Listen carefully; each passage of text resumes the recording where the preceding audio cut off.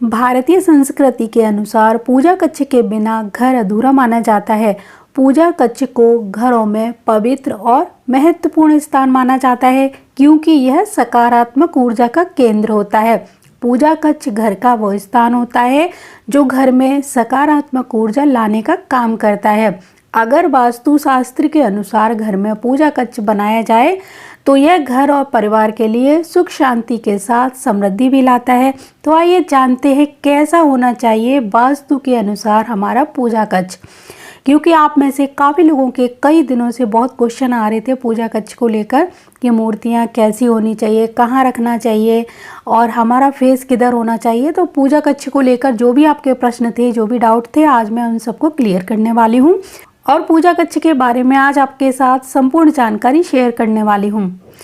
अगर आपका घर बहुत बड़ा है और आपने अलग से पूजा का कमरा बनवाया हुआ है तब तो बहुत ही अच्छा है, लेकिन कई लोगों के पास जगह की कमी होने के कारण वो ऐसी जगह पर अपना पूजा कक्ष बना लेते हैं जहां पर उनको नहीं बनाना चाहिए। चलिए पूजा कक्ष को लेकर कुछ और ज़रूरी बातें जानते हैं। जैसे कि घर के मुख्य द्वार के ठीक सामने भी पूजा कक्ष नहीं बनाना चाहिए। शौचालय के बगल में भी पूजा का कमरा नहीं होना चाहिए। रसोई घर, बेडरूम और बालकनी में भी कभी पूजा का मंदिर नहीं रखना चाहिए। तो ये वो जगह हैं जहां पर पूजा कक्ष बनाना अच्छा नहीं माना जाता। अब जानते हैं कि पूजा के कमरे में मूर्तियों की स्थापना कैसे करें। पूजा कक्ष में मूर्तियां कभी भी एक दूसरे के आमने सामने नहीं रखनी चाहिए। मूर्तियां कभी भी ज़मीन पर नहीं रखनी चाहिए। मूर्तियों की हाइट कम से कम हमारे हृदय तक आनी चाहिए, यानी भगवान के जो चरण हैं वो बैठते समय हमारे हृदय तक आएँ। मूर्तियां इतनी ऊंची रखनी चाहिए। मूर्तियों को दीवार से कम 1 इंच की दूरी पर रखें, क्योंकि दीवार से टच करके भी मूर्तियां नहीं रखनी चाहिए। दीपक और बाती अपने पूजा कक्ष में हमेशा दक्षिण पूर्व दिशा की ओर ही जलानी चाहिए। टूटी फूटी मूर्तियां या फटे हुए चित्र पूजा कक्ष में नहीं रखने चाहिए। या तो इनको ठीक करा लीजिए या फिर इनको जल प्रवाह कर दीजिए या फिर मिट्टी में दबा दीजिए। पूजा के कमरे में रोशनी की पर्याप्त व्यवस्था होनी चाहिए। जैसे कि आप सब जानते हैं घर के लिए मंदिर की पवित्रता बहुत ही ज़्यादा जरूरी है, उसी प्रकार से यहाँ पर अच्छी प्रकाश की व्यवस्था भी होनी चाहिए। पूजा कक्ष में कभी भी अंधेरा नहीं होना चाहिए। यहाँ की सफाई का भी आपको ध्यान रखना है और यहाँ की रोशनी का भी आपको ध्यान रखना है। पूजा कक्ष हमेशा साफ सुथरा और उज्जवल यानी चमकता रहे, इस प्रकार से यहाँ पर बिजली की भी व्यवस्था करनी चाहिए। अगर आप चाहें तो बाजार में बहुत सारी ऐसी लाइटें मिल रही हैं जिनका उपयोग आप यहाँ पर कर सकते हैं। दिन में तो सूर्य की रोशनी आती है हमारे घर में, लेकिन रात में भी यहाँ पर हल्की सी लाइट जरूर जलनी चाहिए। वास्तु के अनुसार पूजा कक्ष में दरवाजा और दहलीज जरूर होनी चाहिए। दहलीज होने से जीवन में सुख और सौभाग्य की प्राप्ति होती है। पूजा कक्ष में एक ही दरवाजा होना चाहिए।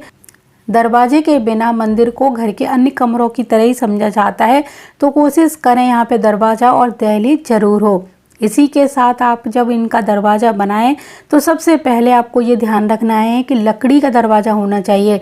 प्लास्टिक का, लोहे का या फिर एल्युमिनियम का दरवाज़ा पूजा कक्ष में ना लगाएं।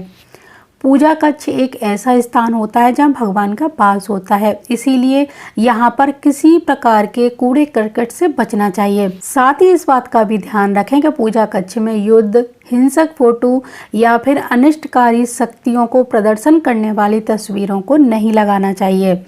कई लोगों का एक प्रश्न ये भी आया कि क्या हम नैऋत्य कोण में मंदिर बना सकते हैं, यहाँ पर मंदिर बनाना अच्छा होता है क्या? दक्षिण पश्चिम दिशा में मंदिर बनाना अच्छा नहीं माना जाता है। इसके कई दुष्प्रभाव देखने को मिलते हैं। घर का दक्षिण पश्चिमी कोना यानी कि नैऋत्य कोना उत्तर पूर्व यानी कि ईशान कोण के कोने से बिल्कुल विपरीत यानी उल्टा होता है।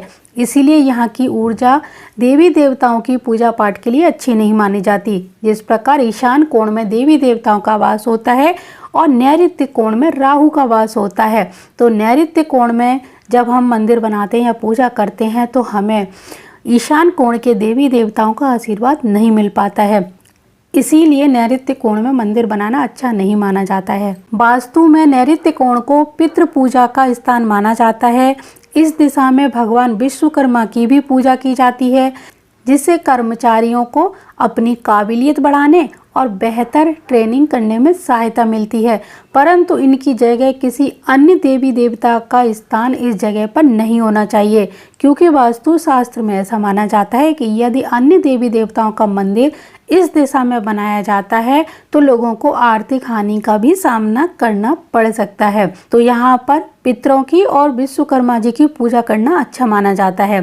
नैऋत्य कोण में बना मंदिर कभी आपको आर्थिक लाभ नहीं देता है।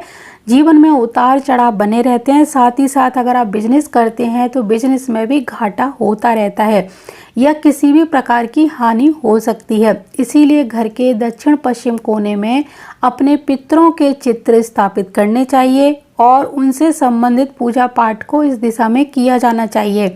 इस दिशा में मंदिर बनाना अच्छा नहीं माना जाता। यदि आप अपने घर में मंदिर बनाते समय इन बातों का ध्यान रखें तो निश्चित ही आपके घर में सुख समृद्धि और सकारात्मक ऊर्जा आएगी।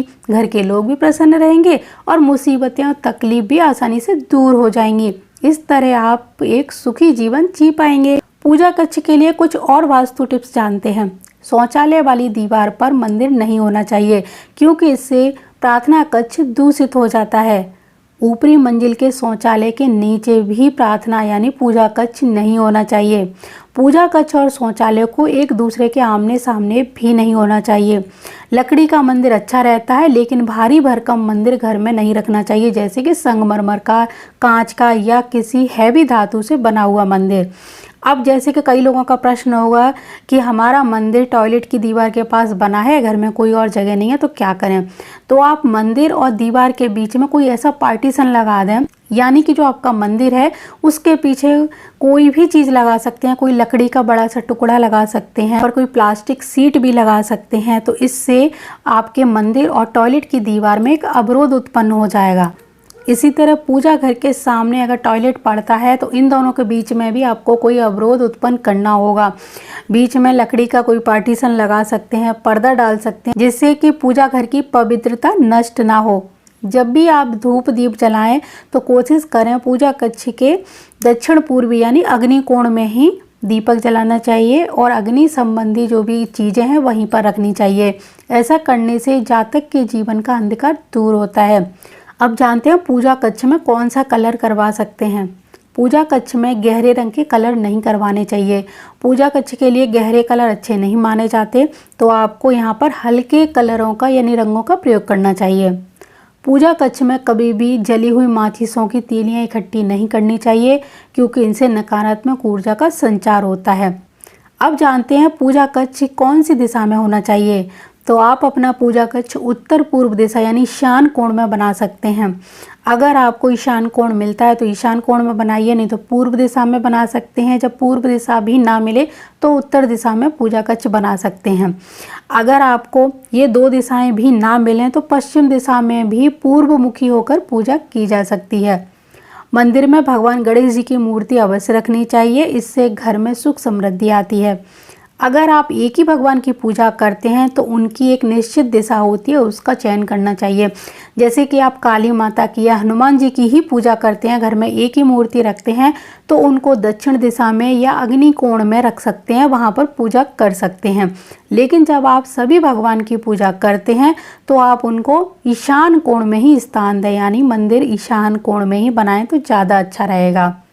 पूजा करते समय हमारा चेहरा उत्तर पूर्व की ओर हो और भगवान का फेस दक्षिण पश्चिम की ओर हो।